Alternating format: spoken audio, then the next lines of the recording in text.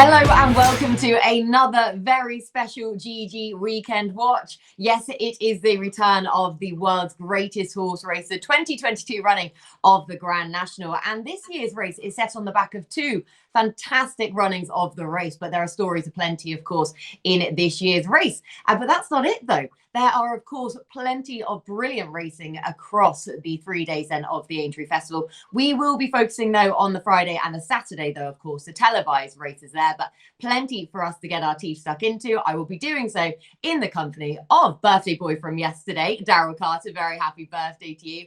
And Andrew Mount then, of course, as well. Thank you to our sponsors, SBK, as per usual. But before we get into our racing chat, we had better just acknowledge how we fared last week, because we had a pretty good weekend then on the whole. We had Dusart winning at 2-1 for Daryl and Andrew. Anna Vanina so frustratingly won then at 6-1 for Andrew. Mo as well then at 11-4 for Andrew. Bermeo, another winner for Andrew at 7-2. So clearly Andrew is not suffering from any baby brain whatsoever. But we also had Ashtown Lad and Prime Venture placing in the Scottish Grand National at 10-1 and 50-1 respectively. So we had a pretty good weekend, but that's enough patting on the back for now. We're going to get into our Aintree chat well and proper. So we're going to start then with the Friday, beginning with the top novices hurdle, which is a grade 1 for 4-year-olds and over 2.5 miles furlong at 2:20, where we have the Supreme Hurdle second, John Bon, heading the betting as the even money favourite. So Andrew, would you like to kick us off, please, with our first race?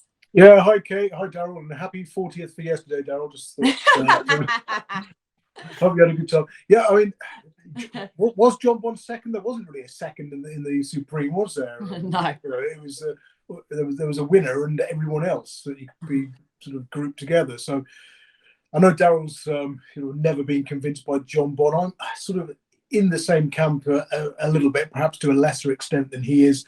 You've got to respect Nicky Henderson's record in this race, but then of course he's also got First Street, who is second in the county hurdle, who again clocked a really good time for that. Better speed figure according to the ratings I used than did John Bon for his same position in the Supreme. Now we saw Belfast Banter do the county hurdle, come the county hurdle route when winning this race last year. And I thought at the prices, I'd rather back First Street each way than John Bon at 6-5. I was quite happy to take on the Mullins runner, El Fabiolo. Regular listeners will know that I don't like first-time hoods in hurdles, particularly in grade 1 level. It's usually a negative. And Willie Mullins in particular doesn't do very well with his hurdlers in a first-time hood. He's had a couple of winners, admittedly, this year, but one of them I think was 3-1 on. And over the years, you'd make a huge loss backing Willie Mullins hurdlers in a first-time hood. So I'm quite happy to take on the front two in the market and go each way. First Street round about 5-1, I think. Yes, he is. Yeah, so First Street then. So the other Nicky Henderson horse going with that angle, but taking on John Bon with First Street for Andrew. Daryl, your way of playing this race? Yeah, I'm quite happy to take on John, but I didn't think he did much wrong in the Supreme. I just didn't really like the way Kilcrook was closing on him right from the back of the second last to the line. He looked like he was out on his feet. He looked like he was knackered at the line, John Bon. This is 24 days later, so I'm just wondering if he had a really hard race there. Similar sort of thought with First Street, really. He threw in a poor one at Chepstow last year on his fourth start after bolting up at Warwick. It was a brilliant time figure in that county hurdle, and he was on the sharp end of the pace near enough throughout the whole of the race. Yeah, that was a blinding performance from him off a mark of 142. So if he's fit and well, he's not feeling the effects of that, he's definitely going to be a big player in this, that's for sure. I'd have him over the likes of Surprise Package and Ascot Risk. The one I just was going to take a chance on really at a bit of a price was Vina Ardanza for Gordon Elliott. This horse only had 3 starts, 2 starts over hurdles, but has improved with every single start. Clocked a good time figure last time on Highland Charge at Nace, and Highland Charge has got some useful form that ties him in with some of the more prominent novices this season. And I just like the way he did it. He was beaten by a head ultimately, but he had to squeeze between gaps. He was literally brushing the paint on the inside rails, and it just showed a really good attitude for a horse so inexperienced like him to be able to go through that sort of gap and nearly get up on the line. For a 5-year-old, I thought that was quite impressive. So I thought he'd reached quite a high level in a couple of starts. Thought he was a fresher horse than most of these coming in here. He's a big price, around 18-1. He's probably not going to be good enough to win it, but he might be good enough to hit the frame. So that was kind of the way I was going to play this. I wouldn't be totally against John Bon. This sort of sharper track might suit him a little bit better. But as we said all season, that was the first time he had a really properly run race. And then he folded like a deck chair. So, yeah, I mean, I wouldn't be taking the 6-5 about him, that's for sure. So, a big price. Don't make me say it again, Kate. What's his name? Vina Ardanza. Yeah.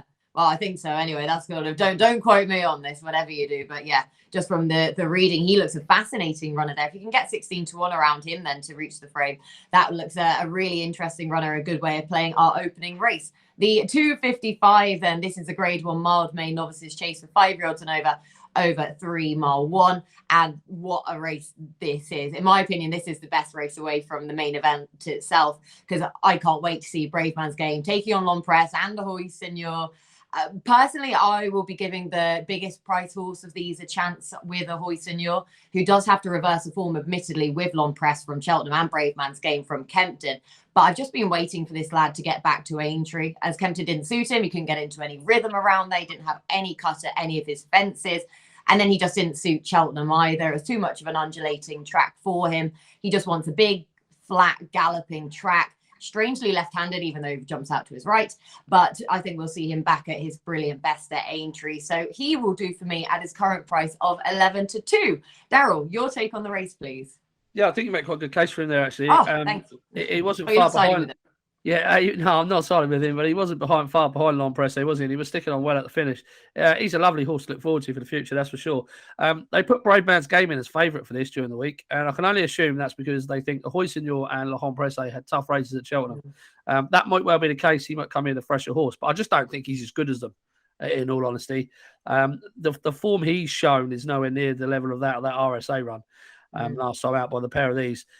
Brave Man's Game does have the fact that he's got a flat track in his favour. All his best work has come on a flat track. But I just think the Long Presse is just a very, very good horse. I thought he was going away at the line again at Cheltenham the last day.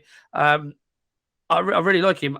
Whether the ground's going to be soft enough for him and they decide they might want to pull him out is another question. And it will completely change the shape of the race. If that's the case, I will be taking on Brave Man's Game with Ahoy, Senor. But if Long Presse runs, I'd see no real reason to abandon him, to be honest with you. I think he was magnificent at Cheltenham. Yeah, he was completely, wasn't he? Like you say, just bear in mind it with the ground there, but he was. I mean, he has so much talent, this horse, but that's where I'm just sort of hoping that on this track with the better ground, it might just play to Ahoy Senor's chances in bringing those two closer together, hopefully. But yeah, that's the way that Daryl's been playing the race. Andrew, your assessment? Yeah, this is fantastic. I'm very much in the same ballpark as you guys here. Brave Man's Game, I know he was conceding weight, but it was a handicap he won last time out at Newbury. He did so from the front, and you can oppose front-running Newbury Chase winners next time out and make a good profit because that track favours that running style so much they often seem to be flattered. Now, Ahoy Senor is the one I want to make my selection here at the prices because I think he'll be suited by a flat track. Again, you look at his form, it's all sort of Weatherby Air, Newbury, isn't it, as opposed to undulating tracks. And having already got a verdict over Brave Man's Game at this meeting last year in the novice hurdle, I thought he might be able to go from the front and confirm the form. I think my punting approach would be to back Ahoy Senor sort of 11-2, maybe have a saving forecast on Long Presse to beat that one into second. I mean, further forward, you look at the novice hurdle that Ahoy Senor won here last season. So many of those horses ended up being good 3 mile hurdlers and going back over hurdles, reverting from fences, like Thistlecrack, for example. So I want to put Ahoy Senor up for the 23-24 long walk hurdle at Ascot. He'll end up making too many mistakes over fences, not taking to Cheltenham, and they'll end up going back over hurdles, and he'll win a long walk. There you go. How's that for? Is this a positive? Is this an optimistic outlook or not? I don't know what to make of that. Is that point? So are you siding with him then here? Yeah, and then he'll win this small field flat track. Okay. Have jumping difficulties next season, and then have jumping difficulties. Got and then he'll go back. So we'll stay with him then to jump well enough around Aintree on this occasion, and then next season completely different kettle of fish. Andrew's gone rogue, right? We've lost him completely. But But at least he agrees with me, so I don't care. So that's fine. But good takes on the race. We're all taking on Brave Man's Game then. So very, very interesting with that one. The 3:30 then is the Grade 1 Marsh Chase, otherwise known as a Melling, of course, for 5-year-olds and over 2 mile 4, where the lovable Fakir Doodery heads the betting as a 6-4 favourite after he bypassed the Ryanair this year as connections didn't fancy Fakir seeing the back end of Ahoy yet again. Probably a sensible decision on that basis. And for me, he's simply the best horse in this race. He comes to defend his crown on the back of a better prep than last year. So in theory, he should be an even more dominant winner this time around, in my opinion. But Andrew, how do you see this race panning out? Yeah, I thought Fakir Doodery had an excellent chance. We talked before that Ascot win about when he heads the market, how difficult he is to beat. Yeah. In his career, he's had 5 runs as the favourite or the joint favourite. He was 9-2 joint favourite when he was 4th in the Supreme in 2019. Since then, 4 from 4 when he's headed the market. So I thought he had a great chance. 13-8, you could argue, is a good price, and he'll go off shorter. I mean, Fun Unbeatable Silver, I love. I put him up. I was gutted to put him up without the favourite in the Queen Mother, and of course the wrong one at the head of the betting beat him, and Nurgaman rather than Shishkin. I mean, he still placed at a big price. I mean, my reason then was that he's so good over 2 miles, and perhaps 2.5 stretches him. 2.5 round here, maybe he'll get away with it and run a good race. But I thought it was too risky, and I'd rather back Fakir Doodery if I was going to have one. Of the others, I mean, Mr. Fisher, smallish field when running. Fresh, has been off for 48 days. I thought he'd run a good race as long as the ground doesn't get too soft, and because he was running a belter, in the 3 mile 1 race at this meeting last season when tipping up. So yeah, is it each way? We've got 7 runners or 8 here, Kate? Is it? We've got 1, 2. Oh, you're right. Yeah. Yeah, we've got loads. Yeah. I'll probably throw a few quid each way at Mr. Fisher, making my pick, but I really fear Fakir Doodery. Maybe I'll mess around with the exacta as well. Yeah, no, exactly. But 10-1 the Mr. Fisher each way, like I say, with those 3 places then on offer as well, is a good way to play this race, but difficult to see past Fakir Doodery for Andrew and myself for win purposes, Daryl. Yeah, I wanted to try and get him beat here, really, but I struggled to find a way to get him beat. I just thought he was a bit. I tipped him at Ascot last time, and I just thought he was a bit below par. I thought he should have swept those aside quite easily, to be honest. And I thought it was a real struggle for him. But the ground was very, very deep that day. They've skipped Cheltenham. He's had plenty of time to get over it, and he's also a better horse coming left-handed. His 4 figures left-handed. Read 1, 2, 2, pulled up 2, 2, 2, 1, 2, 4. Now, the 4 was in the Supreme as a 4-year-old. They've got a terrible record anyway. Yeah. The pulled up was over 3 miles, which he just doesn't stay. And one of the other seconds was, the first 2 seconds were behind Shacklepool Swar over 2 miles and Ahoy. So, he's just absolutely rock solid. Like, the form, everywhere you look, it's just worked out. And he's still only 7. He could still have a good bit more to come here. The problem I had with trying to take him on was I'm always trying to look for a reason why a horse will improve. But Fernando Silva, for me, stepping up to 2.5 miles, I don't think is a reason for him to prove. He's such a short, sharp, striding horse. He's very quick away from his fences. He's very fast. And he just doesn't have that stamina at the end of the race. I mean, you go back to his Newbury win in the Game Spirit. So Royale was actually caught flat-footed because he was so quick. And So Royale closed him right to the line. I actually thought So Royale might improve for this step up and trip, but he's a 10-year-old, and how much more improvement is there going to be to come after he's spent his whole career over 2 miles? Then I started looking at Captain Guinness, and I thought, what am I doing? I thought there was loads of pace in this race. I thought that was definitely going to set it up for Fakir. If I was going to chuck a couple of quid each way at one and hope they hit the frame, it would be So Royale. But I think Fakir should take all the beating, really. Oh, wonderful. Yeah, like I say, if you're happy to side with an each way play there, So Royal at 8-1 might be the way to go it. But wonderful. I'm delighted you couldn't get Fakir Doodery beat because, yeah, I'm all in on him. I love the horse so much. I'm leading his fan club, so I really hope he gets another win there. Now, our final scheduled Friday race is the Topham Handicap Chase at 4:05, which is a grade 3 handicap for 5-year-olds and over 2 mile 5, and of course over the national fences. Wide open race as expected. Mr. Coffee currently heading the betting at 9-1. But Daryl, your idea of the winner, please. Oh, I don't know. I think Mr. Coffee really pissed me off at Cheltenham. He dogged that Kim we knew what we were expecting, to be fair. He comes with that, but even so. Yeah, I know. He's typically though he looks exactly the type for this sort of race. So it'll probably run extremely well, I would have thought. I don't really have a strong opinion. I was going to have a small bet on two. One of them was Foxy Jacks for Mouse Morris. This was a huge eye catcher in the Ultimate Handicap. He was travelling very, very easily, and then he just walked through free out, and it just stopped him in his tracks completely. He's just an 8-year-old. His last two performances have been almost career best performances, and felt like he was just sort of building to a bigger one. And I have no idea if he's going to take to these fences or not. In all honesty, he can make the odd mistake, but he's on a fair mark on the balance of his form. And on the whole, I know this is a completely different discipline, but on the whole, this is not as deep as some of the races that he has been in. So I thought he might have a chance at a big price. Oh, bloody Via Della... I've just got to apologise, people, actually, first. Via Della Rosso, last week, this was the horse that I had in mind for this race, right? Last week, I weighed in with David Pope and sending him to the bloody Scottish National over 4 miles. I shouldn't have done that. I knew he weren't going to stay the trip. I shouldn't have done it. I was kicking myself after it. Daryl, if we followed you in, where do we go for a refund? you keep hold of it until the Nat wins.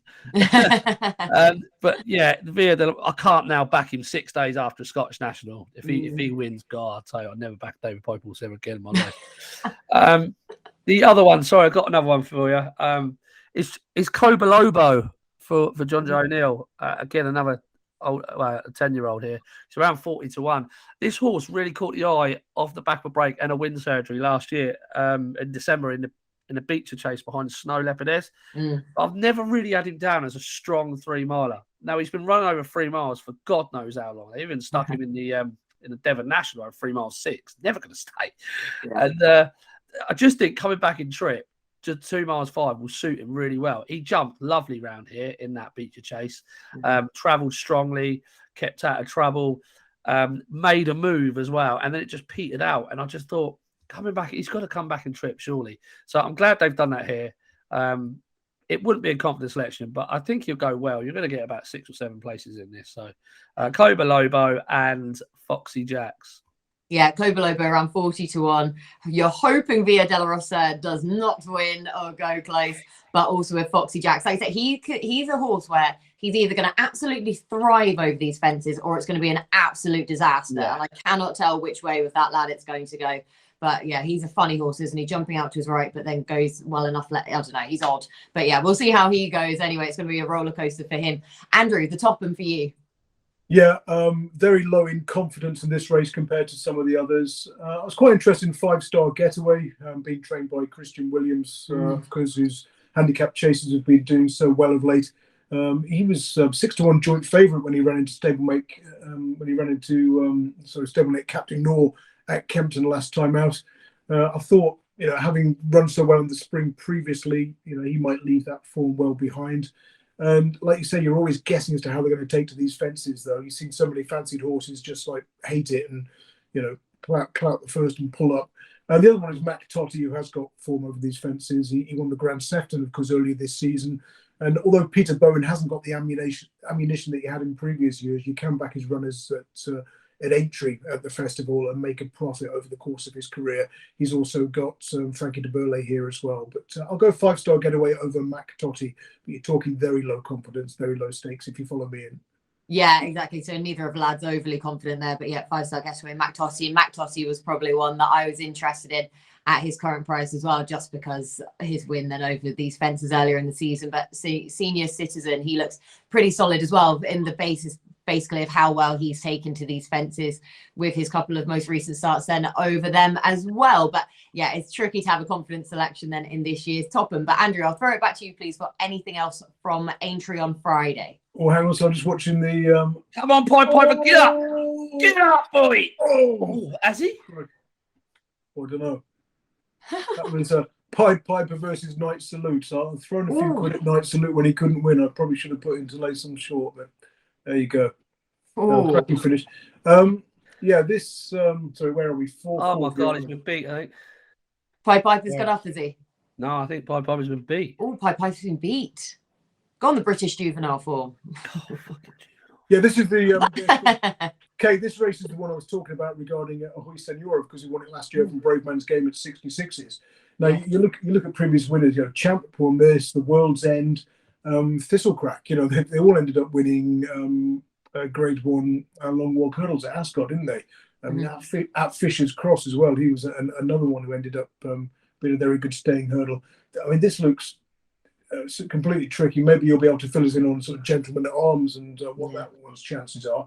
I thought I did look at Bridgenorth, but the one I've come down on the side of is another outsider. That's Haute Estime for Lucinda Russell, who I thought is a horse who needs a big field, strong pace, and will improve for this kind of race, having raced keenly in smaller fields previously. So, funny one. But from a yard that's doing well, doesn't tilt at windmills with their horses. I thought Lucinda Russell's Haute Estime could cause a bit of a shock here, 40-1, I think. Yeah, the outsider of the field then for Haute sorry, Estime. and big pardon. And the other one was My Bobby Dazzler, so I'm working without notes here. 25-1, 3 runs here at Aintree, 3 wins. Yeah, and I thought that course expertise could be put to use. So I'm going to play the two of the outsiders each way: My Bobby Dazzler and Haute Estime. Yeah, 25-1 and 40-1 then for My Bobby Dazzler, and then Haute Estime as well. Then Andrew taking big swings then at the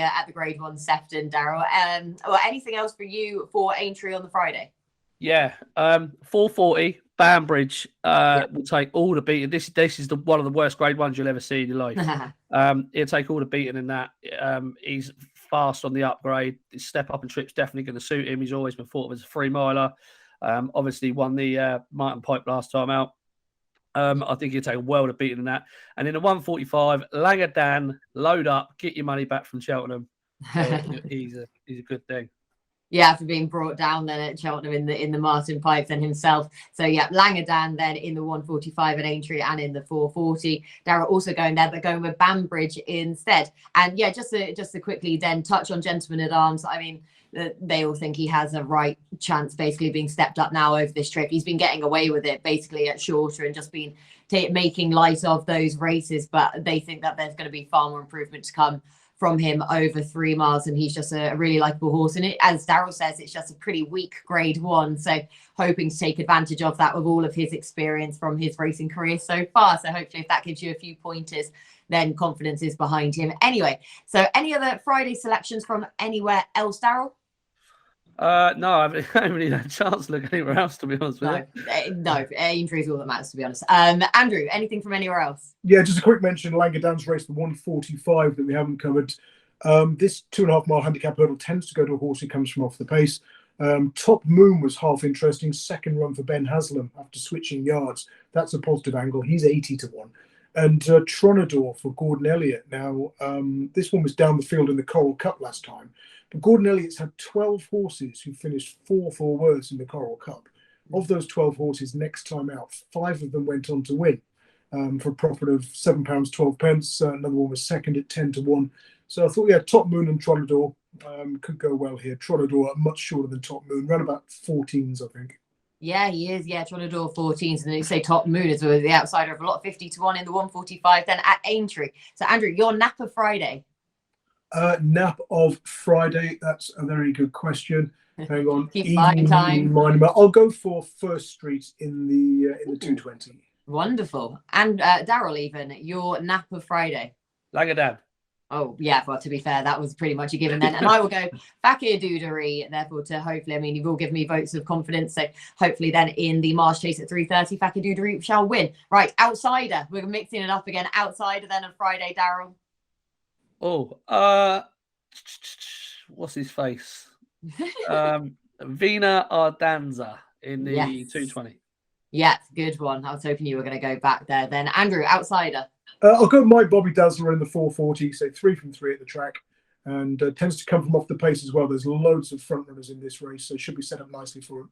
Cool, My Bobby Dazzler. And I will go back Tottie then in the 405 in the top. And I'm trying to actually find some sort of outsiders then. 16-1. I'm going to try and get away with that one as best I can. So that is everything from us for the Friday at Aintree. Stay tuned though, because we will be covering the Saturday then in our next podcast.